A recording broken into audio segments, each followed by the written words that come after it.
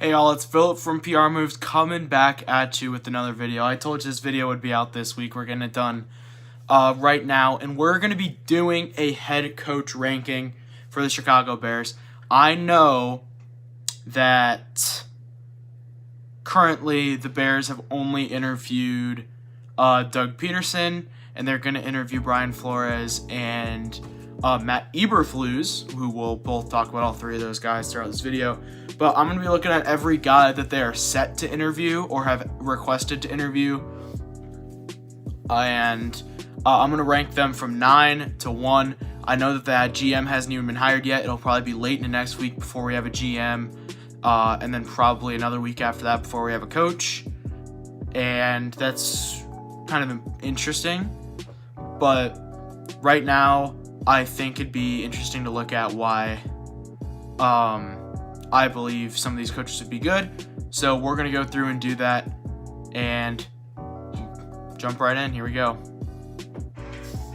Number 9 on my list is Leslie Frazier. Now, I'm not the biggest Leslie Frazier guy, and the biggest reason for that is pretty much because, one, you're going to see the defensive guys, for the most part, are ranked far lower than the offensive guys on here. And then, second of all, there would be a clear reason why Leslie Frazier gets hired, and that's because he was a 1985 Chicago Bear. And I don't think we need that right now, especially Leslie Frazier's style of defense, which requires on 2 hard-hitting, rangy safeties. And guess what? We don't have any of those. So Leslie Frazier's defense really requires the secondary to be elite, and he is a very well-coached secondary in Buffalo, but we don't have that in Chicago. I think Leslie Frazier would probably be a fine coach, yes, but is he going to come in here and change everything and make us into a Super Bowl contender? Probably not. I also think it would probably be detrimental to Justin Fields' development if we brought in Leslie Frazier, because I don't think Leslie Frazier would have the ability to bring on an elite coaching staff like some of these other defensive coaches might be able to. So for now, I'm going to have Leslie Frazier down at 9. Which brings us over to 8, which is going to be Dan Quinn. Dan Quinn has already been an NFL coach, and he was pretty sad at it. The Falcons were not great under Dan Quinn, and I don't disrespect Dan Quinn at all. I think he is a great defensive coach. But like Leslie Frazier, he's not going to bring anything to develop Justin Fields, which I think is probably the most important thing at what should be on the mind of the Bears right now is developing Justin Fields. And while Dan Quinn's defenses get a lot of turnovers and they get a lot of sacks, they also allow a lot of yards, pretty historically. So outside of the Legion of Boom, of course. And while Dan Quinn would be a solid choice maybe in 1 or 2 years, he's even admitted himself he's not very interested in going back to the NFL right now. So Dan Quinn would certainly be an interesting option, and maybe for some other team, Dan Quinn's the perfect fit for them. But here in Chicago, I don't really feel Dan Quinn would be a good hire. That brings us on to number 7, Matt EBERFLUS. We already were talking about him. He ran a 2-high safety system in Indianapolis that has given them 2 straight top 10 defenses in a row. And he's had players similar to Chicago, Darius Leonard and Roquan Smith, guys like Julian Blackmon and Jalen Johnson, both rangy defensive backs from Utah. So he would probably have some familiarity, and our defense would probably stay pretty good. Matt EBERFLUS is the only guy on here where I'd see us keeping Sean Desai, the defensive coordinator. But again, just like with Dan Quinn and Leslie Frazier, why are we hiring defensive people? Hiring a defensive guy just seems like we want to go back to being a mediocre defensive team type of hire. It seems like a John Fox, seems like a Lovie Smith type hire. We shouldn't be making that hire right now. We should be focusing on pushing forward the offense. And I don't think that's going to happen if Matt Eberflus is the head coach, even though I'm sure he would be a pretty good head coach. Guys coming from that Frank Reich split of the Andy Reid tree seem to be having a good track record so far. That brings us right over to Todd Bowles, current defensive coordinator for the Tampa Bay Buccaneers. Now, I like Todd Bowles. I think if we weren't already interviewing Brian Flores, he would probably be my number one defensive coordinator option because of his over-aggression on defense. And I think he could bring a really good offensive coaching staff, which I don't think Eberflus, Quinn, or Frazier could do as well as Todd Bowles. I think Todd Bowles has a ton of respect around the league. I think he's a top 3 defensive coordinator. I think that he could probably get a heck of a coaching staff, which is why he's 6. But again, why are we bringing on defensive coaches? I get interviewing them, and it's exciting to see everyone we're interviewing. But outside of Flores, who just got fired after 2 straight winning seasons and 2 top 5 defenses, none of these guys excite me in terms of defensive guys. And we're going to get to Flores, who, while he's up on my list, it's not the most exciting to me either. And that brings us to number 5, Doug Peterson. Doug Peterson is super interesting.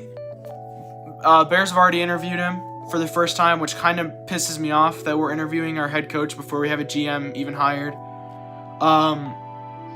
But Doug Peterson, a few positives. He was an Andy Reid coach, like Matt Nagy, so a lot of terminology that he uses would likely be similar if he brought on Justin Fields. Peterson is one of the best play designers in the NFL. He was, even in his bad years in Philadelphia, he was still an excellent play designer. He would likely be able to assemble a really good staff. Mike McCarthy, who went to Dallas, was able to assemble a good staff around him when he returned to the NFL after taking a year break, which is what Doug Peterson has done. And we have Nick Foles on the roster, so if we make the playoffs, Doug Peterson and Nick Foles can go on a Super Bowl run. So, not just that, but Doug Peterson seems to have success in a lot of different places. Guys like Cole Kmet and Darnell Mooney, I think, would really benefit from having a coach like Doug Peterson. And even though I think our defense would likely see a ton of regression under Doug Peterson, I think it would be pretty exciting to get a proven Super Bowl winning head coach who was pushed out of a team mostly because of their quarterbacks underachieving. And while he did have a part of that, I think he could do a huge part in developing Fields. And getting some plays where the receivers are automatically open would actually be pretty exciting. My number 4 is Brian DABOLL. And early in the season, Brian DABOLL would have been my number 1 head coaching option. But the Bills' offense really struggled at times. They struggled to have a running game. And I know the final games this season, they really turned that around. And going into the playoffs, Devin Singletary is a huge wild card. But they still do have trouble running the ball. I think it would really excite me seeing how he was able to work with Josh Allen and make Josh Allen a elite deep ball and mobile quarterback. I think he could really do that with Justin Fields. That's my biggest thing, is how he was able to help develop Josh Allen. I think he could help Justin Fields as well, and I think that's probably the biggest reason why Brian DABOLL is up here. Doug Peterson, you saw how Carson Wentz has turned out, so you don't want to have Justin Fields turn into Carson Wentz, even though Carson Wentz had a way better rookie season than Fields. But Brian DABOLL turned a mediocre rookie season from Josh Allen into a top 4 quarterback. That's why Flores gets me way more excited, or not Flores, DABOLL gets me way more excited than a guy like Doug Peterson. Even though I actually think they run similar style offenses for the most part. My number 3 then is Brian Flores. Now, my guy, MSH Pack, who follow him on Twitter if you're a Packers fan of any variety. He's probably a top 5 Packers Twitter person. He made an excellent thread on why the Bears shouldn't hire Brian Flores. And from 90% of it, I agree wholeheartedly. Brian Flores it's just like all the other defensive coaches, is not coming in to be an offensive team. Plus, a lot of the personnel on our team doesn't fully go with the single high safety, and it's tough to judge Brian Flores after all the power struggles he just went through in Miami. So, yes, would Flores come in here and I think he would win a lot of games in Chicago? Absolutely. Do I think he could probably get a solid offensive coaching staff to work with Justin Fields? Probably. But do I think he's the best hire? Yes. By far, he's the best defensive hire, and I actually trust him as a decision maker more than Pederson and DABOLL, which is why he's over them. They're honestly on the same tier for me. Really doesn't matter to me whether we have... I would be the same amount of happy as if we had Pederson, DABOLL, or Flores. I all think they're fine coaches. I just think Flores is more proven than DABOLL, and I think he's a better decision maker than Pederson. I think he's a better personnel decision maker as well than Pederson, which is why Flores is going to rank higher. But you just saw the thread up on the video, but also go check out MSH back on Twitter. It's right here. And yeah, go do that. Please follow him. Finally, number 2 on my list is Nathaniel Hackett, the Packers offensive coordinator. Hackett is currently the red zone play designer as well as the second play caller. He's the second in line play caller in Green Bay. Green Bay, as much as I hate them, one thing that I always know with Green Bay is they always find a way to get a receiver open. And I think that's the biggest thing that the Bears struggled with this past year, is getting their receivers open for Fields to throw it to them. His best throws were all into tight windows, and that's great that he can even make those throws, but sometimes it'd be nice if he was able to make a throw to a receiver that was open off the bat. And the Packers were always able to get that, and the Bears under Matt Nagy were almost never able to get that. So hiring a guy like Nathaniel Hackett, even if he's the red zone play designer and their red zone defense is below average, or offense, my bad, I think Nathaniel Hackett would be an absolutely awesome hire for the Packers. And if you're one of those who was like, oh, we can't hire from the Packers, they're our rivals, clearly they're winning and we're not, so why not at least try to take a few cues from them to go on and win? That's all I'm saying. And finally, my number 1 guy, BYRON LEFTWICH. He's been my number 1 guy for weeks and weeks and weeks now. He is he's probably the most respected offensive coordinator in the league who's not a head coach.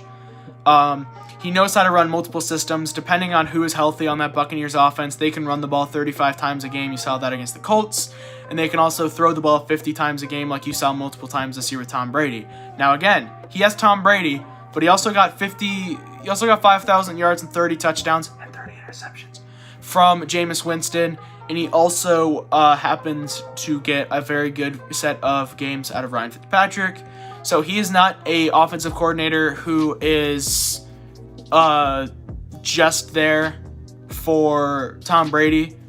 By any means, he's not. I think he's able to work with multiple different skill sets. He's respected. He's a former player, former quarterback who's been able to navigate a locker room. BYRON LEFTWICH, by far my number 1 option to go out for the Bears head coaching position. I hope we can get LEFTWICH or Hackett. And that's pretty much going to wrap up the video. Thank you guys so much for watching. The Bears gag reel is going to come out as soon as I get a few more clips from some of the other older games. So as soon as those are there, I'll be able to put that video together and get it out for you guys. This video is going to be a heck of a lot to upload. Hopefully the Bears hire a GM before a head coach. That'd be kind of embarrassing, but we'll have to see how it all turns out. Thank you guys so much for watching. I really appreciate all of you, and I'm going to catch you guys all later. Peace out.